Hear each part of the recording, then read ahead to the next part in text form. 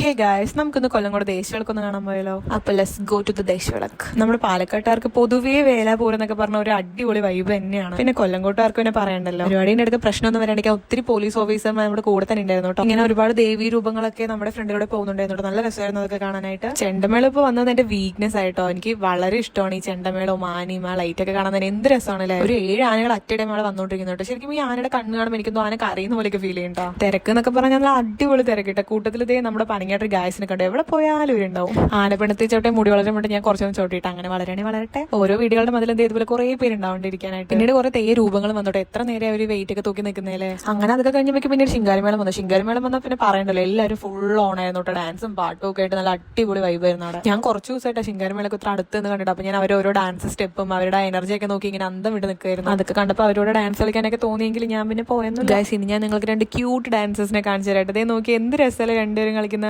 നമുക്ക് കുറച്ച് വലിയ കുട്ടികളുടെ സ്റ്റെപ്പ് ആണ് കേട്ടോ. ഇതൊക്കെയാണ് സ്റ്റെപ്സ്. എന്ത് വൈബായിട്ട് എല്ലാവരും കളിക്കുന്നത്. ഇങ്ങനെ വേലകളിലും പൂരങ്ങളിലൊക്കെ മാത്രം കണ്ടുവരുന്ന ചില പ്രത്യേകതരം സ്റ്റെപ്പുകൾ. വൈബ് തന്നെ അല്ലേ. ഇത്രയും പ്രോഗ്രാംസ് അവിടെ റോഡിന്റെ നടുക്കിലൂടെ പോകണമുണ്ട്. അവിടെ ക്രൗഡിനെ കൺട്രോൾ ചെയ്യാനായിട്ട് കുറെ കോർഡിനേറ്റേഴ്സ് ഇങ്ങനെ കൈയൊക്കെ കോർത്ത് അവിടെ ഒരുമിച്ച് നിൽക്കണ്ടായിരുന്നു. നമുക്ക് എല്ലാവർക്കും കൊല്ലംകോട് എന്ന് പറഞ്ഞൊരു വികാരം തന്നെയാണല്ലേ. എല്ലാ പ്രോഗ്രാംസിനായാലും വേലയ്ക്കായാലും കൊല്ലംകോട് ആറാട്ടായാലും നമ്മുടെ സ്വന്തം ഒരു അഭിമാനം എന്നൊക്കെ പറയാം. അങ്ങനെ നമ്മൾ പ്രോഗ്രാംസ് ഒക്കെ കണ്ട് നന്നായിട്ട് എൻജോയ് ചെയ്തിട്ട് നമ്മൾ മെല്ലെ അങ്ങനെ വീട്ടിലേക്ക് പോകണം. Okay, bye bye.